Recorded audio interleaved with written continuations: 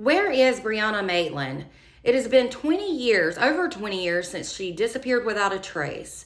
This is another strange cold case. On March 19th of 2004, Brianna Maitland left her job as a dishwasher at the Black Lantern Inn. This was in Montgomery, Vermont. Reportedly on that same day, she had just finished her GED test and she had lunch with her mom. And she told her mom that she was headed home to rest before she went to her second job. However, it would be the last time her family would ever see her. Now, over 20 years after she disappeared, this case still haunts that area today. So Brianna was reportedly born on October 8th of 1986. Her parents were Bruce and Kelly Maitland, and she was raised in the town of East Franklin, which is near the Canadian border. For the most part, she lived a pretty normal life. She went to school and took jiu-jitsu lessons after school, but at some point during her 10th grade year of school, things started to change a bit. She reportedly transferred to a new high school and she moved out of her mom's home and started living with friends. According to her mom, Kelly, there were no major stressors at home, but Brianna preferred to couch surf with different friends than actually living at home with her parents. Eventually, she ended up dropping out of high school. It was said she wasn't able to keep up with the increasing schoolwork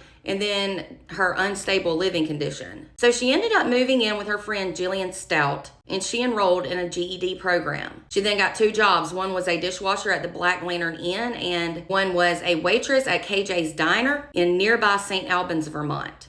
Even though things had gotten a little bit rough for her there for a bit, she reportedly hoped to get her GED and then go to college and make something out of her life. Now, 3 weeks before Brianna disappeared, she was reportedly attacked by a former friend named Callie LaCrosse at a party. The motive for that attack still remains a bit unclear. However, Brianna's dad, Bruce, remains convinced that Callie was jealous of Brianna due to all of the attention she was getting from guys at the party. Kelly ended up beating Brianna and she gave her a concussion and a broken nose. Now, Brianna would later go to authorities to press charges against her former friend who attacked her. So, on the day of her disappearance, it was on March 19th of 2004, she passed her GED test with flying colors that day.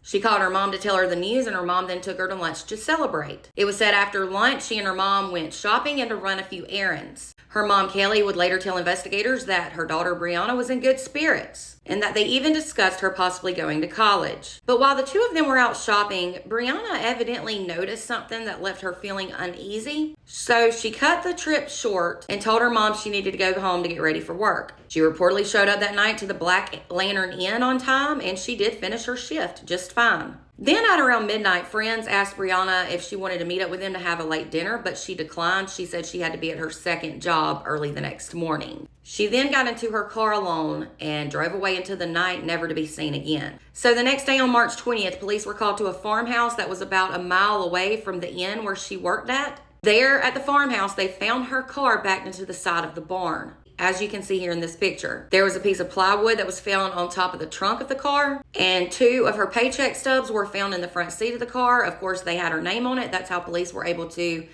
identify who the car possibly belonged to. There were no signs of her anywhere, though. 3 days after this, after the cops found her car, her parents went to police to report her missing. At that time, police showed her parents the picture of her car, which was plowed into the barn. Now, up until the day that her parents had reported her missing, police thought maybe she was a runaway. However, now police are convinced that something terrible happened to Brianna. They do suspect she was a victim of foul play. They said this case is still very active. They're still working on it today. Since then, though, very few details have been given to the public about her disappearance. Now, according to reports, DNA evidence was recovered at the scene, but investigators declined to comment on potential leads or suspects. I do know they tested like 11 or 12 suspects, I think I read, and they were all cleared. They have not ruled out the possibility of a murder or a kidnapping or even possible human trafficking. They said it's even possible that someone was hiding in her car waiting on her. They just don't know.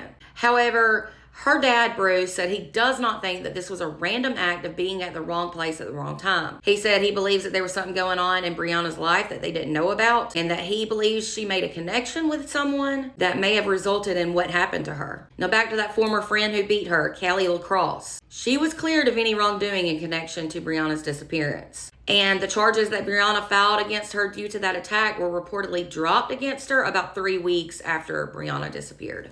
I would still be very weary of her, though. That's just me. Not accusing her of anything. It's just odd. What happened to Brianna? Is she still alive? Have you heard of this case? Let me know in the comments. Also, let me know of any other cold cases you would like for me to cover. And for more content, be sure to follow and subscribe if you're over on YouTube.